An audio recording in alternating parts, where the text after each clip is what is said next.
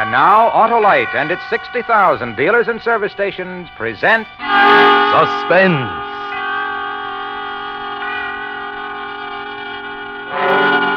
Tonight, Autolite brings you Miss Joan Fontaine in Lovebirds, a suspense play produced and directed by Anton M. Leader. Friends, replace old narrow gap spark plugs with wide gap Autolite resistor spark plugs. Your car will idle smoother, give you better performance on leaner gas mixtures, actually save gas dollars. It's the new thing. Yes, sirree, friends, Autolite regular type spark plugs have long been standard factory equipment on many leading makes of cars and trucks. And now six of these leading makes of cars and trucks have switched to the new Autolite resistor type spark plugs for factory installation on their new 1949 models. The new Autolite resistor spark plugs are the spark plugs of today and the future. Remember, you're right with Autolite. And now, Autolite presents Miss Joan Fontaine in a tale well calculated to keep you in suspense. You know, Sam, I used to laugh, just as everyone else does, when I heard someone say, I've given you the best years of my life. but it's not funny to me anymore. No, because that's what I've done, Sam. I've given you the best years of my life, waiting for you to die. But you wouldn't die. For 7 years you've been hanging on, and I've been playing a part. Playing it so well that people call us the Lovebirds. Lovebirds. Ah, now here it is, our 7th anniversary. You wanted to show off that portrait you had painted of me to Doug and Betty Wilson and Doc Roberts and the others. You were proud. They were envious. I was sick. Yep, that's Martha, all right down to the last eyelash. Like it, Doc? Perfect, Sam, just perfect. The perfect portrait of the perfect girl. Well, it's after midnight, and I'm a 9 o'clock guy. Yeah, I've got to shove off, too. How's the asthma these days, Sam? Oh, seems to be getting better, Doug, but my arthritis... Don't blame you, Sam. If I had Martha to look out for me, I'd stay sick, too. Oh, now. Here's your coat, Doc. Oh, thanks, Martha. Now, Doug, where did The I... hall closet, I'll get it. Oh, get mine too, darling. Coming up. Oh, it was a lovely party, Martha. Thank you. And let me tell you, Mrs. Lovebird, if you keep on taking the kind of care of old Sam you have been, we'll all be here for number 50. Oh, go on, Doc. I'm serious. When you two first got hitched, I wouldn't give you 2 years, Sam.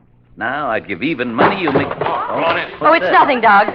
Here, I'll put it away. Don's box fell off the shelf, and I reached for my hat. Here, let me put it No, away. Doug, please, it's nothing. Hey. You fellas keeping secrets? What's the trouble, Doug? Well, looky here. Travel folders. A whole box full of them. Alluring Alaska. Acapulco. 30-day cruise. San Moritz. Capri. Say, what is this? Oh, come on, Sam. Spill it. You two lovebirds planning to migrate somewhere? News to me. They're mine, Doug. Oh. Well, Martha's kind of a pack rat. Keeps all kinds of trash stowed away in strange corners. Yeah. You wouldn't kid us, Sam. You're not really planning a trip. Because it's out of the question, you know. Out of the question, Doc said. It sounded so final, Sam. Out of the question. It ran through my mind over and over after they got and I stood washing the pile of dishes in the kitchen. Out of the question. How are you coming with the dishes, Angel? I could feel your hand, thin and dead white, touching my shoulder, and I wanted to scream. What right had you to touch me? Why did I have to bear your half-dead hands when I was alive? What's the matter, honey? You're kind of quiet. I feel quiet, I guess. Mm-hmm. Say, where are my glasses? I don't know. Doggone it, I never can remember where I put the darn things. I'm blind as a bat without them. Look in the front room on the mantel. A lot of good that'd do. I can't find my glasses without my glasses. Take a look for me, will you? But my hands are wet, Sam. Can't you wait until morning? Gotta have them now. All right, but I can't see why you need them in bed. It's these sleeping pills. Jim was out of my kind and gave me these. Said they were just as good, but I can't read the directions. But is it that important? Well, of course it's important. Why, just the other day I read where a fellow in Chicago took a couple too many and bingo. Oh, I'll see if your glasses are on the mantel, Sam. I leaned back against the wall for a minute. Out of the question. It was ringing in my head like a bell. Out of the question. And Sam, right then, I knew I couldn't take it any longer. I went into the living room, picked up the pair of glasses on the mantel. 7 years, 7 long years of caring for you like a baby. One sickness after another. Everyone in the book. You nearly died a dozen times. And each time I saved you. That's what everyone said, even the doctor. What a joke. Here I was, waiting for you to die, but you wouldn't, Sam. You wouldn't have the decency to die and leave me the money so I could get away from this little town and live like a normal human being. Find him, darling? No, Sam. These are my glasses. Mine ought to be in here somewhere. Well, it's too late tonight to worry about them, darling. Here, let me see those new pills. Yeah. Take a look. Mm-hmm. These are different. It says 2% instead of 5. 6 pills instead of 2. Really? Mm-hmm. They don't sound very good, Sam. I'll try to get some of your regular kind next time I go to Chicago. 6, huh? Mm-hmm. That's what it says. Funny. Jim didn't say anything about it. Hadn't you better get ready for bed? It's nearly 1. In a minute. Martha, would you tell me something honestly? Of course. What is it? Well, that business about the travel folders. Oh, I suppose it's nothing, but, well, somehow I can't get it out of my head. What about the travel folders? Martha, would you really like to go to those far-off places? Just you and me? Don't be silly. You know what Doc Roberts said. I didn't ask you that. I asked you if you wanted to go with me. It's awfully important to me now, Martha. Whether you'd want to go with me. Why worry about it? You know we can't go. That's why I need you worse than ever, Martha. That's why I guess it kind of hurts me to find you collecting travel folders. Like you wanted to get away from me. Well, I guess you're right. I'd better get up to bed. I watched you go up the stairs, and I put the glasses back on the mantel. Your glasses, Sam, not mine. I waited a long time downstairs, listening to you shuffling around in your sandals. Heard the bathroom faucet go on, and I knew you were taking your pills. 6 pills instead of 2. Then there was the shuffling again, and quiet.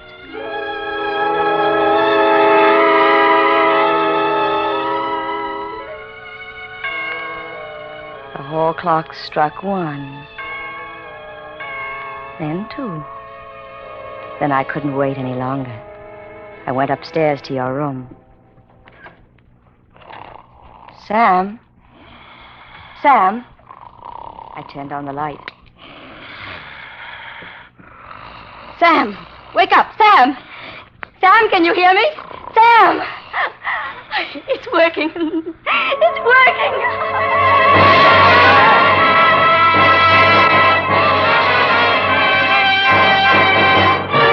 For Suspense, Autolite is bringing you Miss Joan Fontaine in radio's outstanding theater of thrills, Suspense.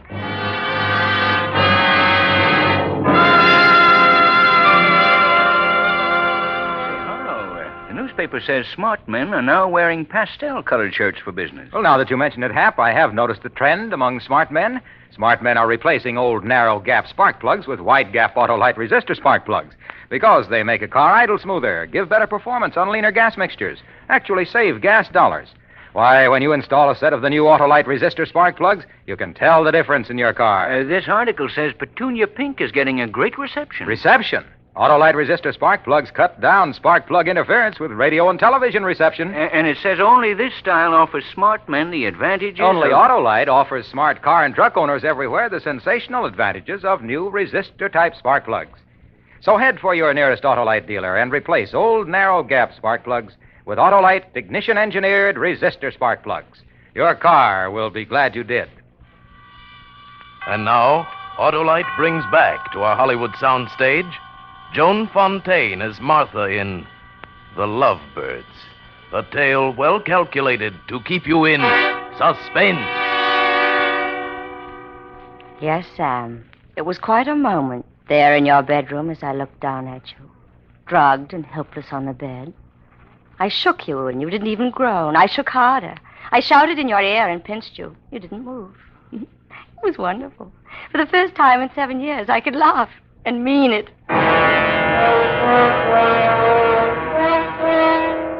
I gave you plenty of time, Sam. You were gone. I couldn't feel your pulse when I called Doc Roberts at 6 in the morning. I waited downstairs for him to break the news to me. Easy now, Martha. Just lean back and rest. Tell me, what is it, Doc? What's wrong with him? He's going to die, isn't he? He's going to leave me alone. Sit down now. Just let go. That's it. He wouldn't wake up, Doc. I shook him, but Yes, I know. Is he dead? No. He'll live, Martha. What? Sam will be all right. He's sleeping now. Probably will till late this afternoon. But what? Martha, I think it'll be better if I say this straight out. Say what straight out? Looks to me like Sam took an overdose of sleeping medicine. No. Well, he might have made a mistake in counting, or... Suicide? Maybe.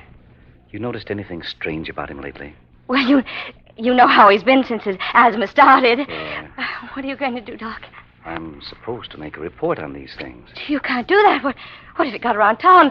What if it got back to Sam? There's no telling what he... Ah, that's true. It still might have been an accident. Oh, we've got to give him the benefit of the doubt.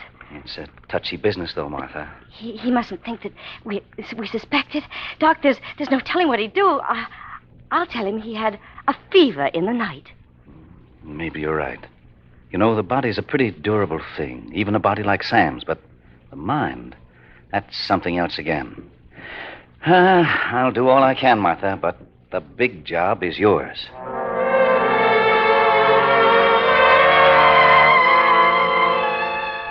For a second after he left, I thought I was going to faint. I got a drink from the sideboard. Made me feel better.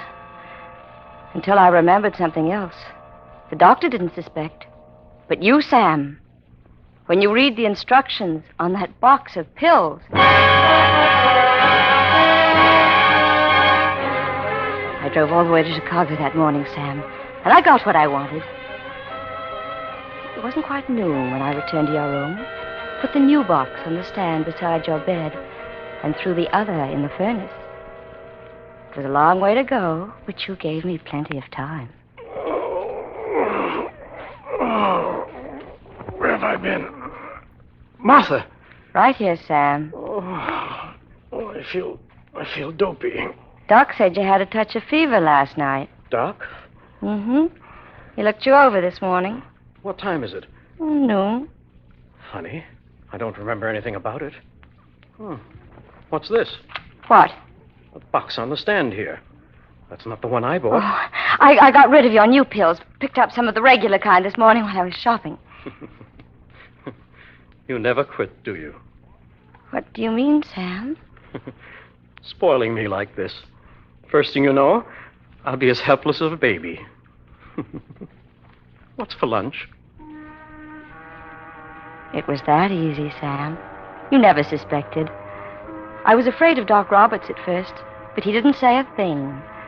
And for a while there was whispers you didn't hear. They were so sure you'd try to kill yourself, Sam.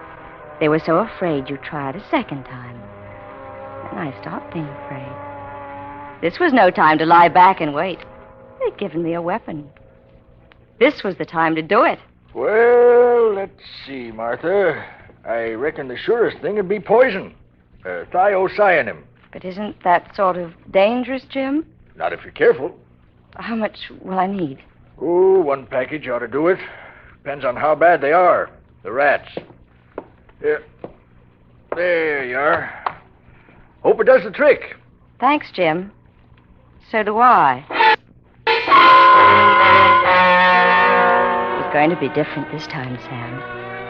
This time I knew where I was going. That's where I'd made the mistake before, you see. I hadn't planned. A week later, I was ready. I remember you came home early that evening, and I was in the kitchen starting your dinner. Salad, tossed lettuce and garlic. Plenty of garlic. Getting dinner, Martha? It's almost done. Have it ready in a minute. That roast smells good. Better go and wash so things won't get cold. What's that you're mixing there? Dressing for the salad. Oh, dressing? You sure? What do you mean? Wouldn't be a love potion for me, would it, Martha? Or maybe, just maybe, a death potion. Oh, dear. You've cracked the salad bowl. What's the matter, Martha? Afraid you'll fail this time, too? Oh, Sam, you're talking nonsense. I don't know what you're talking about. You should, Martha. Jim tells me they haven't had my kind of sleeping pills at the drugstore for a long time. How far did you have to go to get them? You're sick, Sam. You're building things up in your mind. I wish I were. You see, I made a mistake this morning, Martha. I decided to wear my white shirt, the one with the French cuffs. Shirt? You can't wear a shirt like that without cufflinks. I guess you forgot that, Martha, didn't you? That I kept my cufflinks in your jewelry box. Yes. Yes, Martha, I found it. I found the poison. Oh, well, that's what's worrying you. It's for the rat, Sam. I bought it for the rat. Rats. Should have bought some rats, too, because there aren't any around here. There's a certificate from an extermination company in the file that says so. That's a nice-looking salad, Martha. Here, taste it. Don't be a fool. You're the fool. You bought the poison. For some rats that don't exist. I ran out of the kitchen upstairs to my room. I was scared, Sam, and lost. I grabbed my coat and hat without thinking and started down the stairs. Better not go, Martha. Leave me alone. Do you want to hang? Hang? That's right, Martha. Oh, don't be ridiculous. There's got to be a murder first. There will be. The minute you leave this house. Remember, my dear wife, I have the poison. So? Okay. Go on. Go on and leave, Martha. But just remember, when you walk out that door, I'll take enough of that poison to make them hunt you down from one end of the earth to the other. I'll take enough of it to make them hang you 20 times. If someone had put a gun in my hand, I'd have killed you right there. But all I could do was swallow the scream that rose up in my throat and fight the weakness in my knees. And yet, Sam, I think with it all, with all the terror and sick defeat inside me, I still wanted to laugh. Remember, this was the house of the Lovebirds.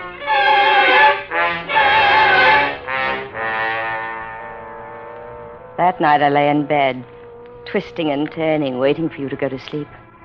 I was in a prison, Sam, and only one thing would free me. I had to destroy the evidence. I had to find that poison.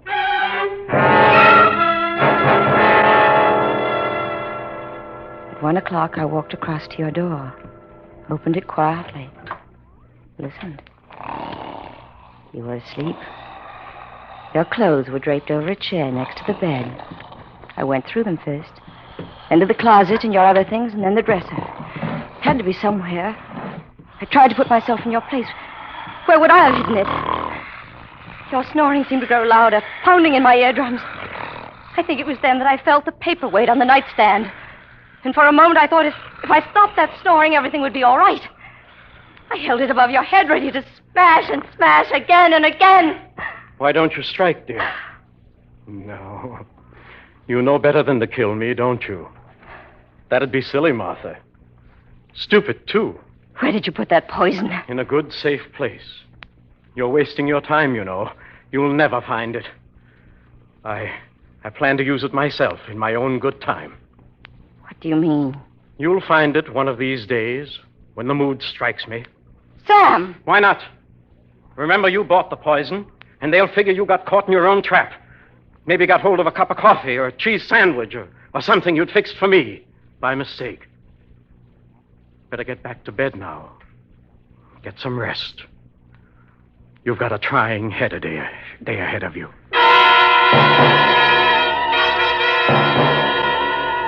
There was no sleep for me after that, Sam.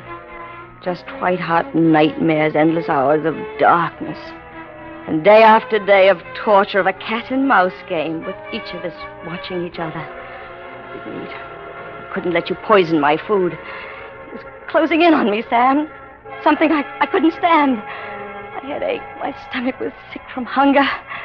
I'll give it to you, Sam. You know your business. You know how to torture. And then one day, I got dizzy and nearly fainted. I had to eat something. I went to the kitchen and opened the refrigerator. The milk hadn't been opened. I poured a glass and drank it. It tasted so good. But then I remembered some poisons are tasteless. I was crazy to drink milk of all things. I poured it down the sink, feeling spasms and cramps in my stomach. I could feel them, Sam. They were real. Don't care for milk, Martha? You're not being sensible at all.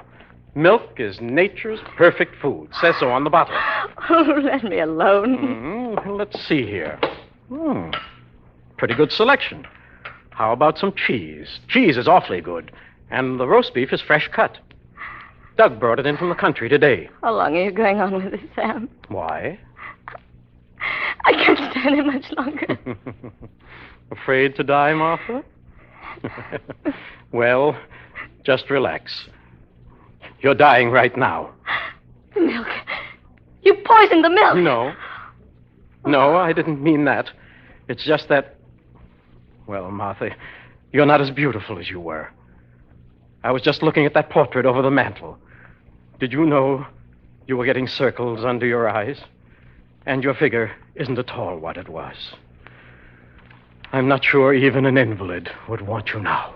I guess I lost track of time for a while after that.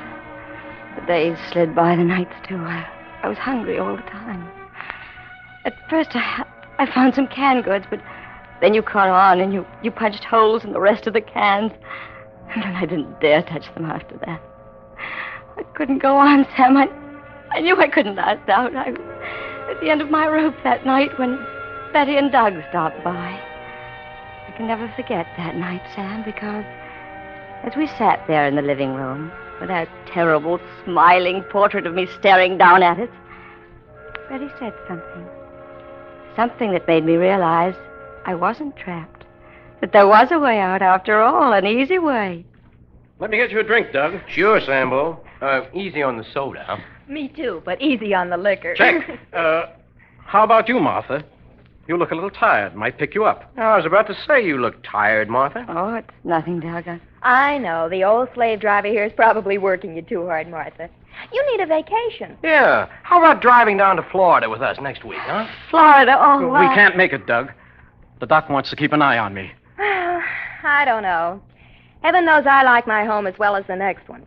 But if I had to stick as close to it as Martha does, I'd probably go right out of my mind. Ha ha. I sat very still. It was all I could do to keep a smile frozen on my face like a mask. At that moment, Sam, I felt like a prisoner who'd just been handed the key. It was a marvelous feeling, surging up inside me like fire. Well, of course, if they thought I was crazy, they'd take me away. And no matter what you did, you couldn't touch me. I looked around the room, saw the poker by the fireplace under the portrait. I remember how your eyes followed me as I got up and walked to the fireplace, picked up the poker. I gave you one last smile. And then I turned to the painting and I raised the poker high. I hate it!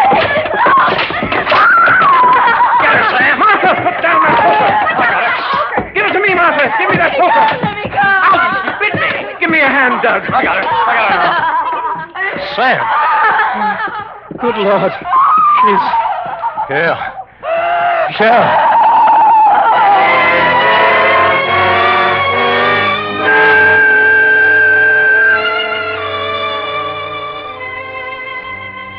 I like it here at the home, Sam.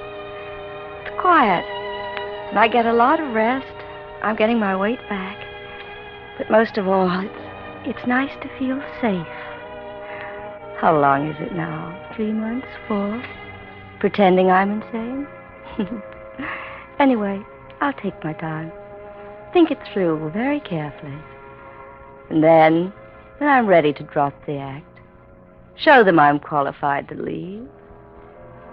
Then I think you know what I'm going to do, don't you, Sam? I'm going to kill you. That'll give you something to think about during the long nights alone in the Lovebird house in Pinewood Drive. I'm going to kill you. Kill you. Kill you!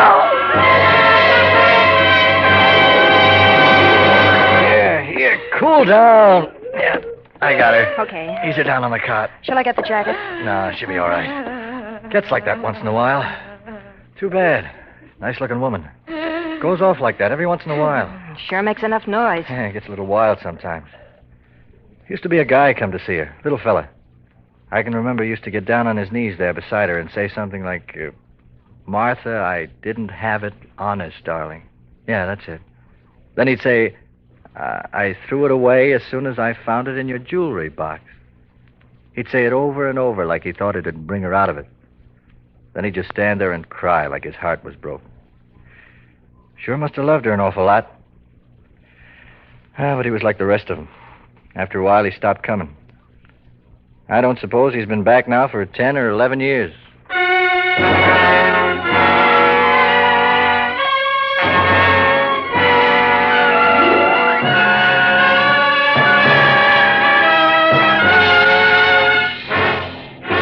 Thank you, Joan Fontaine, for a splendid performance. Miss Fontaine, Yes, Mr. Wilcox. I ran across your picture today in the new two-color Autolite spark plug advertisement in this week's issue of the Saturday Evening Post. Oh, yes, I saw that, and from reading it, I learned more about Autolite resistor spark plugs. Oh, that's swell. You know, Miss Fontaine, during the coming weeks, that same two-color advertisement will appear in many national publications.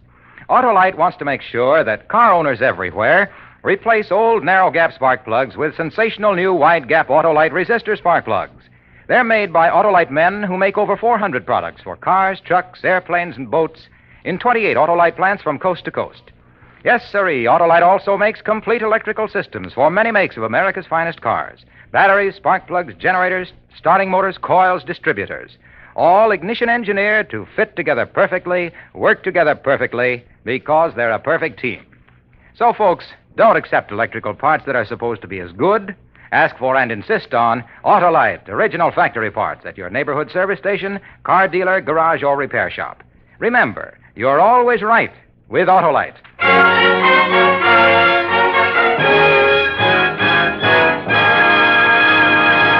And now here again is Miss Joan Fontaine. I very much enjoyed my appearance on Suspense tonight, and I'll be listening next week when Van Heflin appears in a really unusual story by Cornell Woolrich called 3 O'Clock. I know it will be another gripping study in Suspense. Joan Fontaine can currently be seen in You Gotta Stay Happy, a Rampart production co-starring James Stewart. Lester Sharp played the part of Sam. Tonight's suspense play, The Lovebirds, was written by Cheryl Hendricks and adapted by Harold Swanton, with music composed by Lucien Moraweck and conducted by Lud Gluskin. The entire production was under the direction of Anton M. Leader. Next Thursday, same time, hear Van Heflin in 3 O'Clock.